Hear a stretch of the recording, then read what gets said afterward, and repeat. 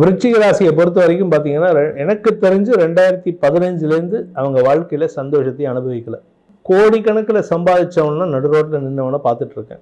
தேவையில்லாத சில குழப்பங்களை ஏற்படுத்துவார். ஏன்னா 5ஆம் இடத்திலிருந்து 2ஆம் இடத்தை பார்க்குறாரு. ஸோ வாக்குஸ்தானம். அவனை நான் அப்படி பேசிட்டேனே, இவனை இப்படி பேசிட்டேனே, ஸோ பாவம் அந்த பொண்ணு பாவம் எனக்கு ஹெல்ப் பண்ண வந்து அதை திட்டேனே, இப்படியெல்லாம் யோசிப்பாங்க. பதவியை கொடுக்கும், ஆனால் வாயால் கிடக்கூடியவர்கள், தெரியாமல் உருவிப்பவங்க. எனக்கு நீ நண்பன் இல்லைங்கிறது இன்டைரக்டாக சொல்லுவாங்க, அதை புரிஞ்சுக்க தெரியாது உங்களுக்கு. உங்களுடைய கௌரவத்தை கெடுக்கிறதே உங்கள் வார்த்தை தான்.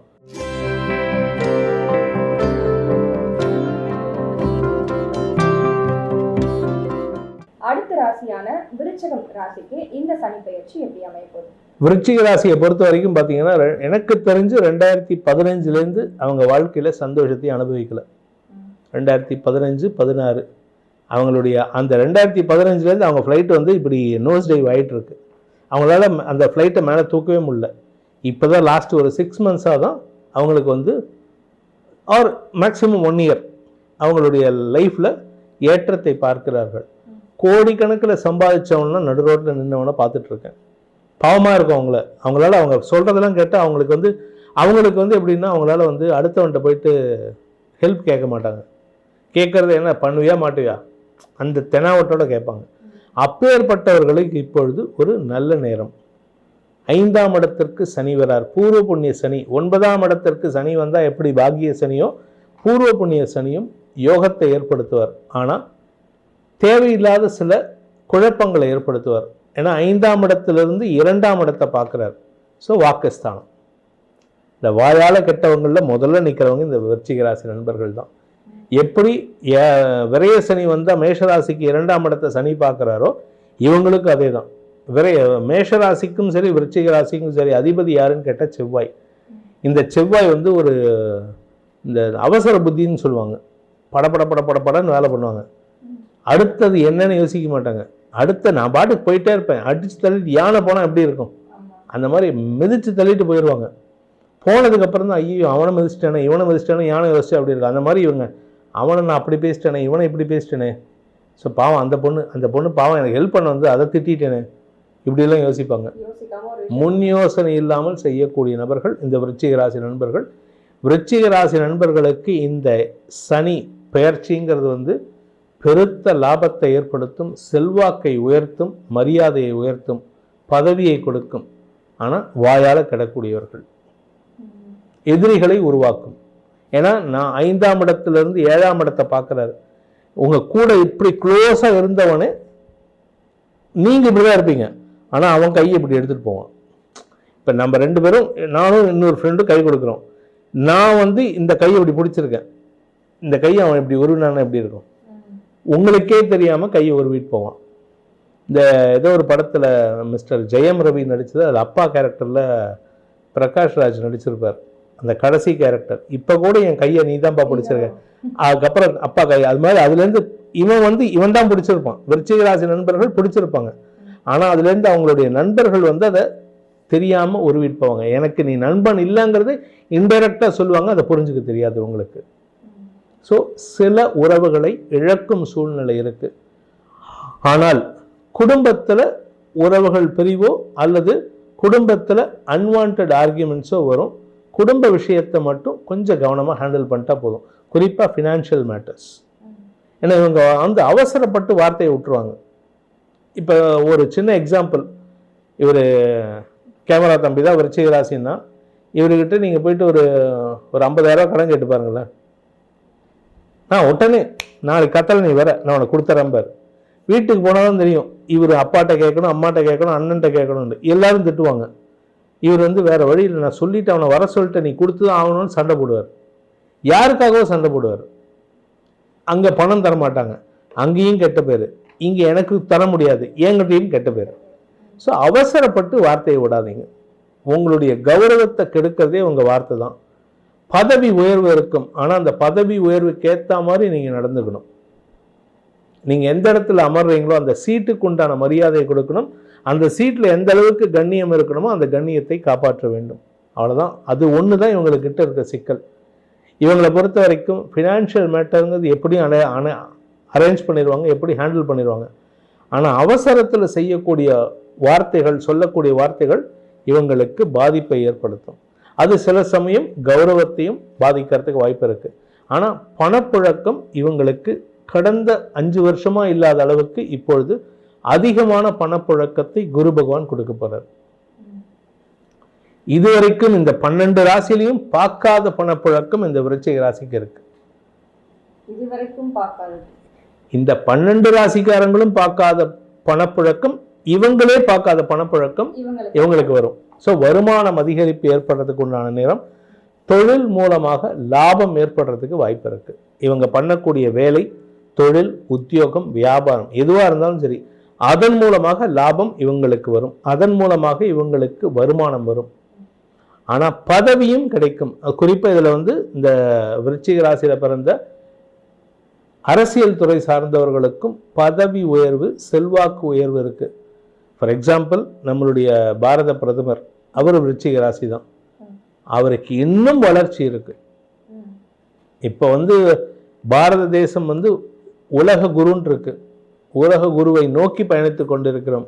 இவருடைய தலைமையில் இன்னும் பதவியோட செல்வாக்கோட பாரதம் இருக்கக்கூடிய, நான் சொல்றது ஒரு 350-500 வருஷத்துக்கு முன்னாடி, பிஃபோர் முகல்ஸ் வரத்துக்கு முன்னாடி எப்படி உலகளவில் பாரதத்துக்கு பேர் இருந்ததோ அந்த பேரையும் புகழையும் மீண்டும் பெறக்கூடிய நேரம் இப்பொழுது பாரத தேசத்திற்கு இந்த விருச்சிக ராசியினரால் வரக்கூடிய யோகம் ஏற்படுகின்ற ஆண்டாக இருக்கும். நல்ல நிறைய இருக்கு. அதெல்லாம் அதெல்லாம் சிலதெல்லாம் நம்ம அனலைஸ் பண்ணும்போது நமக்கே சந்தேகம் வரும், நம்ம பண்றது கரெக்டு தானா அப்படின்ட்டு. அதனால ஒரு தடவைக்கு 2 தடவை பார்த்து சில பேர்த்துக்கூட டிஸ்கஸ் பண்ணும்போது நம்ம போகிற பாதை நம்ம சொல்றது கரெக்டு தான். ஏன்னா என்னதான் இருந்தாலும், என்ன பெரிய லெவலில் இருந்தாலும் சந்தேகம் வரும். சந்தேகம் வரணும். நான் சொல்கிறது தான் கரெக்டுன்னு இருக்கக்கூடாது. அப்போ எனக்கு நேரம் சரியில்லைன்னு அர்த்தம். ஸோ நான் அனலைஸ் பண்ணும்போது இதெல்லாம் ரொம்ப சந்தோஷமான விஷயம். நிறைய மாற்றங்கள் வரும்.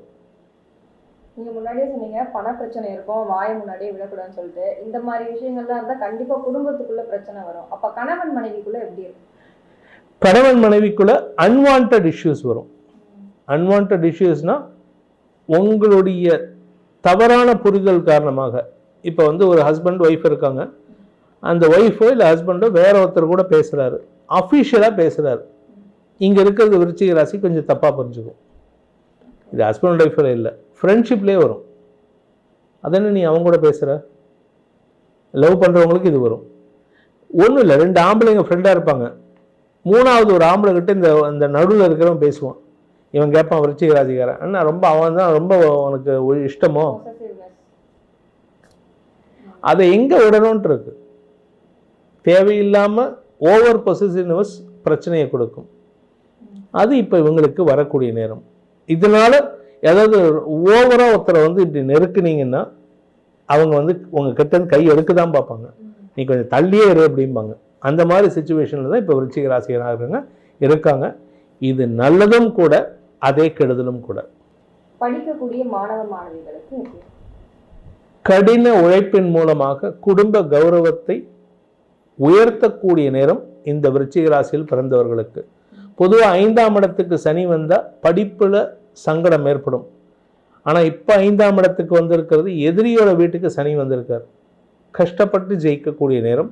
அதனால் படிப்பு மட்டும் இல்லை, வியாபாரிகளுக்கும் சரி, உடன் பிறந்த சகோதரர்களுக்கும் சரி, அன்வான்ட் ஸ்ட்ரெயின்ஸ் இருக்கும். ஆனால் எல்லாத்துலேயும் எண்ட் ரிசல்ட் இவங்களால கௌரவம் ஏற்படும். ஆனால் இவங்களாலேயே குடும்பத்திலையும் தேவையில்லாத பிரச்சனையும் வரும். ஏன்னா இவங்க ஓவர் எக்ஸைட்மெண்ட்டில் வார்த்தையை விட்டுருவாங்க. இவங்க வார்த்தையை விட்டுட்டு நான் படிச்சுட்டேன், நான் அடுத்தது நான் ஃபாரின் தான் போவேன் அப்படிம்பாங்க. இது குடும்பத்தில் பிரச்சனையை உண்டு பண்ணும். அக்காவுக்கு கல்யாணம் பண்ணோம், அண்ணனுக்கு கல்யாணம் பண்ணோம், அண்ணன் பிஸ்னஸ் பண்ணிட்டு இருக்கான், இதெல்லாம் விட்டுட்டு உனக்கு படிப்பு நான் எப்படி செலவு பண்ணுவேன், ஆல்ரெடி அவங்களுக்குலாம் கமிட்மெண்ட் கொடுத்தாச்சு, அவங்களுக்காக செலவு பண்ணிட்டேன், இப்போ என்கிட்ட பணம் இல்லை. இவன் தேவையில்லாமல் சண்டை போடுவான், எனக்கு வேணும் சண்டை போடுவான். சண்டை போட்டு இவங்க குடும்ப நிம்மதியை சங்கடப்படுத்தக்கூடிய நேரம் இது. அதனால் முடிஞ்ச வரைக்கும் விருச்சிக ராசி நண்பர்களுக்கு முடிஞ்ச வரைக்கும், அதுவும் குறிப்பாக இந்த படிக்கிற குழந்தைங்க, உங்களுடைய சுயமுயற்சியில் படிக்கிறதுக்கு முயற்சி பண்ணுங்க. சுயமுயற்சியில் பேங்க் லோன் அப்ளை பண்ணுங்க. அப்பாவுடைய பணத்தை நம்பினீங்கன்னா உங்களுக்கு ரிலேஷன்ஷிப்பில் பிரச்சனை வரும், குடும்பத்தில் உங்களால் பிரச்சனை வரும். புதிய தொழில் தொடங்கணும்னு நினைக்கிறவங்க, புதுசாக இதில் இன்வெஸ்ட் பண்ணணும்னு நினைக்கிறவங்க தாராளமாக பண்ணலாம். பணத்தில் ஒரு சின்ன தடுமாற்றம் வரும். அவசரப்பட்டு அகலக்கால் வைக்கக்கூடாது. ஏன்னா இவங்க அகலக்கால் வச்சு பணத்தை வந்து நஷ்டப்படுறதுக்கு வாய்ப்பு இருக்கு. ஆனால் நஷ்டம் கிடையாது, போய் மாட்டிப்பாங்க தெரியாத இடத்துல. இப்போ பணத்தை போட்டாங்க, தப்பான நபர்களின் ஆலோசனையின் பேரில் பணத்தை போட்டுருவாங்க.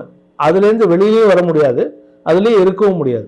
இப்போ ஒரு பிஸ்னஸ் ஆரம்பிக்கிறாங்க அப்படின்னா அவங்களுக்கு அந்த பிஸ்னஸ்க்கு வந்து இவங்க பிளான் பண்ணுறது ஒரு 10 லட்சம் அப்படின்னா அந்த பிஸ்னஸ்க்கு ஒரு வருஷத்துக்கு ஒரு 50 லட்சம் தேவை. இவங்க பிளான் பண்ணியிருக்கிறது 10 லட்சம். ஸோ இப்போ மீதி 40 லட்சத்துக்கு இவங்க கடன் வாங்குற மாதிரி தான் இருக்கும். சரி, கடன் வாங்காமல் இருக்கலாம்னா அதுலேருந்து வெளியில் வரலான்னா வர முடியாது. ஸோ மாட்டிப்பாங்க, அந்த மாதிரி சிக்கலில் போய் மாட்டிப்பாங்க. ஸோ பிளான் பண்ணி இறங்குங்க, அகலக்கால் வைக்காதீங்க. நீங்கள் உங்கள்கிட்ட 10 லட்சம் இருக்குது, கடன் ஒரு 10 லட்சம் வாங்குறீங்கன்னா நீங்கள் 30 லட்சம் போகக்கூடாது. அந்த 20 லட்சத்தில் 15 லட்சம் போகிற மாதிரி இருக்கணும். இப்போ என்னை வந்து 20 லட்சம் என்கிட்ட பணம் அரேஞ்ச் பண்ணிட்டேன், நான் 10 லட்சம் 5 லட்சம் எனக்கு வந்து இது வச்சுக்கணும், அது பேர் என்ன, சேஃப்டிக்கு வச்சுக்கணும். அந்த 5 லட்சம் மீதி 15 லட்சம் தான் ரொட்டேஷனுக்கு போகணும். 10 லட்சம் இன்வெஸ்ட்மெண்ட் பண்ணணும், மீதி 5 லட்சம் ஒர்க்கிங் கேபிட்டல், இன்னொரு 5 லட்சம் சர்ப்ளஸ் இருந்துகிட்டே இருக்கணும். ஏன்னா இது எப்போ இறங்கும்னு தெரியாது. ஏன்னா உங்களுக்கு இறக்கம் கிடையாது, நீங்கள் அகலக்கால் வைக்கிறதுனால உங்களுக்கு you will over shoot your budget. So அப்போ இந்த 5 லட்சம் சப்போர்ட் பண்ணும். நீங்கள் ஆரம்பமே இந்த 20 லட்சம் போட்டு 30 லட்சத்துக்கு போனீங்கன்னா உங்களுடைய ப்ரொஜெக்ஷனே ஓவர் ஷூட் ஆகும். அப்போ நீங்கள் எதிர்பார்க்கறது வந்து இன்னொரு 50 லட்சம் கடன் வாங்குற மாதிரி ஆகிடும். ஸோ கடன் ஜாஸ்தி ஆகுமே தவிர உங்களுக்கு அதனால் பாதிப்புகள், அது பாதிப்புகளை தான் தருமே தவிர நன்மைகள் ஏற்படாது. அதனால் லிமிட்டட் ரிஸ்க் எடுக்கலாம். அது மட்டும் பண்ணால் இவங்க ரொம்ப சூப்பராக இருக்கும். அண்டு முக்கியமான ஒரு விஷயம் நீங்கள் கேட்கல, இருந்தாலும் சொல்லிடுறேன். 5ஆம் இடத்துக்கு சனி போகிறதுனால திருமணமான தம்பதிகளுக்கு நாள்பட்ட குழந்தை பாக்கியம் தடை ஏற்படுதுன்னா இன்னும் ஜாஸ்தி ஆகும். 5ஆம் இடத்துக்கு சனி வந்தால் குழந்தை பாக்கியங்கிறது தள்ளி போகும். இதனால் குடும்பத்தில் பாதிப்பு வரத்துக்கு, இதனால் கணவன் மனைவிக்குள்ள பாதிப்பு வரத்துக்கு வாய்ப்பு இருக்குது. பப்ளிக் பிளேஸில் சண்டை போடுறதுக்கு வாய்ப்பு இருக்குது. ஸோ பப்ளிக் பிளேஸில் 10 பேர் இது இருக்குது, இவங்க மாமனாரோ மாமியாரோ அம்மாவோ அப்பாவோ ஒன்றுமா ஒரு வார்த்தை விடுவாங்க, அது கணவன் மனைவிக்குள்ள மனஸ்தாபத்தை ஏற்படுத்தும்.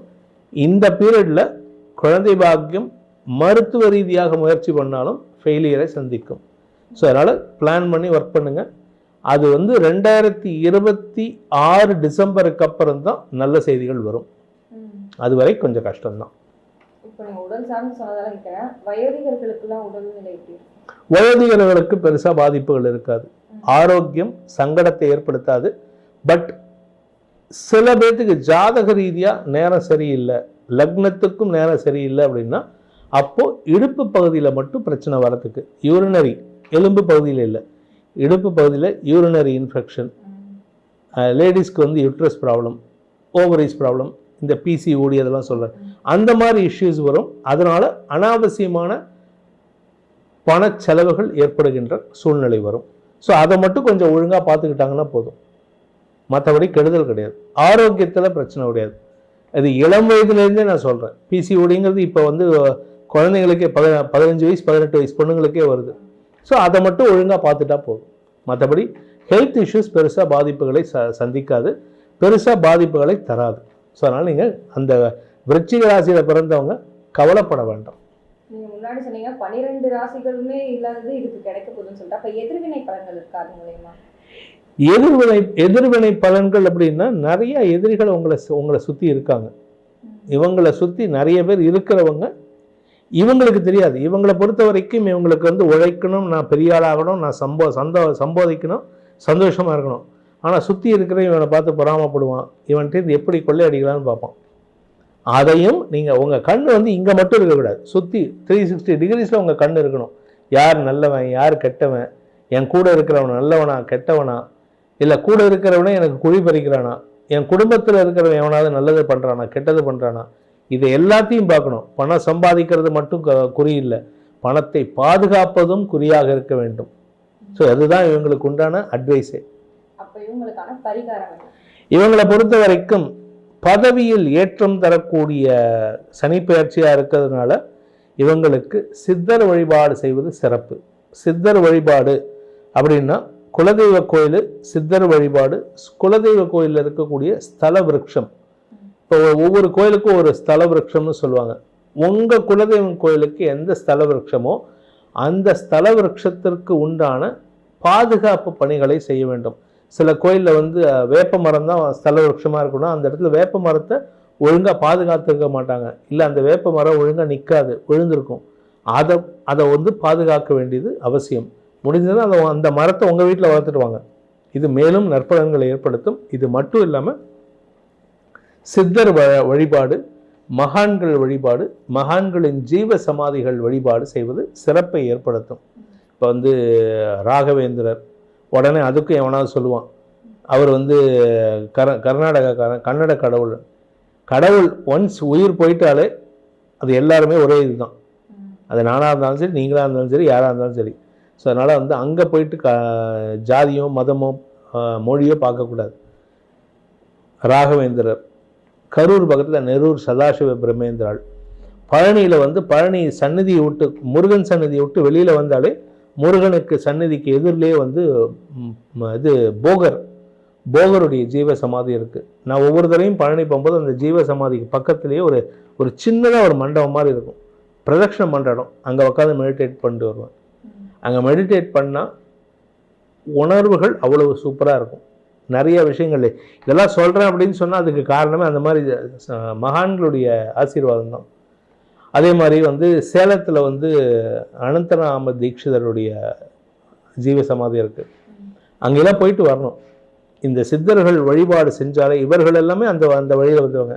திருவண்ணாமலை போயிட்டு வரலாம். திருவண்ணாமலை போனீங்கன்னா கண்டினியூஸாக ஒரு 24 வாரம் திருவண்ணாமலை போய் கிரி பிரதட்சணம் பண்ணிட்டு வாங்க. அது பகலில் பண்ணாலும் சரி, விடிகாலம்பரை பண்ணாலும் சரி, ராத்திரி பண்ணாலும் சரி, 24 வாரம் நீங்கள் பிறந்த கிழமையில் போகணும். நீங்கள் செவ்வாய்க்கிழமை பிறந்தீங்கன்னா செவ்வாய்க்கிழமை நைட்டு போகணும். 24 செவ்வாய்க்கிழமை போயிட்டு வாங்க. 24 செவ்வாய்க்கிழமைக்குள்ளார உங்களுக்கு ஒரு அமானுஷ்ய அனுபவம் ஏற்படும். அந்த இடத்துல அங்கே இருக்கக்கூடிய ஒரு சித்தருடைய தரிசனமோ ஆசீர்வாதமோ கிடைக்கும். பர்சனல் அனுபவம் எனக்கு இருக்குது, அதான் வெளியில் சொல்ல முடியாது. ஸோ சித்தர் வழிபாடு செய்வதன் மூலமாக விருச்சிக ராசி நண்பர்களுக்கு குடும்பத்தில் ஏற்படும் சூழ்நிலைகளை சமாளிக்கும் ஆற்றலையும் தவறான நண்பர்களால் ஏற்படுகின்ற தடுமாற்றங்களையும் தவிர்க்கிறதுக்கு இந்த சித்தர் வழிபாடு உங்களுக்கு துணை இருக்கும்.